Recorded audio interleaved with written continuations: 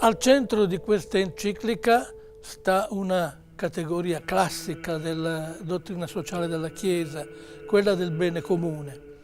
Non è una posizione, è bene sottolinearlo, originariamente cattolica, perché ci viene dalla tradizione del pensiero classico greco, da Aristotele, che è il grande teorico del bene comune della società, posizione di pensiero che riprende Tommaso d'Aquino e che riemerge nel magistero sociale della Chiesa, ma non solo in essa, perché anche nel linguaggio inglese ormai abbastanza noto, common good, commonwealth sono concetti ricorrenti.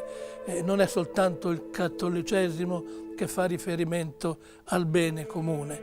Bene comune, è bene sottolinearlo, sta a indicare sicuramente il bene degli individui e delle singole comunità o delle singole nazioni, ma anche qualche cosa che travalica i singoli, le comunità e le nazioni e che riguarda l'umanità nel suo complesso, per cui al limite il bene comune di un gruppo sociale potrebbe andare contro il bene comune dell'umanità. Le esemplificazioni che fa il Papa, per esempio, in ordine alla questione ambientale sono molto significative.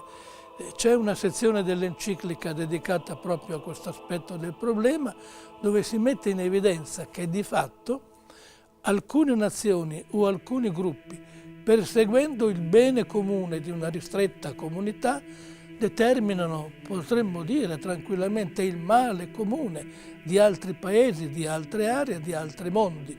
Il caso dell'inquinamento dell'atmosfera, il caso della maldestra utilizzazione delle risorse naturali e della corrosione dei terreni per lo sfruttamento maldestro ed esasperato a fini di massimizzazione della produzione agricola è emblematico.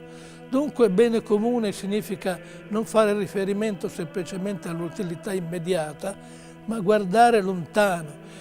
C'è un passo, io credo, molto importante di questa enciclica e credo di poter dire per la prima volta il problema viene affrontato nella storia del Magistero della Chiesa, il passo che riguarda i diritti, le attese e le aspettative delle nuove generazioni. E noi siamo responsabili, nell'ambito di una corretta visione del bene comune, non solo di noi stessi, degli attuali nati, e possiamo dirlo anche degli attuali votanti.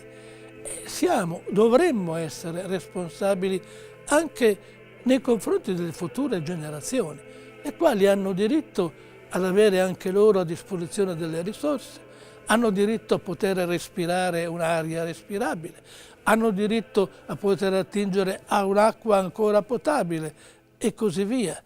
Per cui il bene comune nella concezione della Chiesa supera la visione contingente dell'interesse immediato di una singola comunità per assumere invece ad una dimensione universale. E tutto questo, io credo, è presente certo in economisti, sociologi e studiosi aperti, ma è altrettanto spesso quasi assente nella percezione della gente comune. Le grandi rivendicazioni, i grandi scioperi, le grandi manifestazioni si fanno in generale per la difesa di pur legittimi interessi, ma molto particolari. Io non conosco di nessuno sciopero che è stato fatto per la salvaguardia del creato per le future generazioni che non sono ancora nate. E la Chiesa ci invita ad avere una visione ampia, globale del bene comune, non mirata soltanto sul pianeta e non sui singoli popoli, ma mirata anche alle future generazioni, a coloro che nasceranno dopo di noi e verso i quali abbiamo delle precise responsabilità.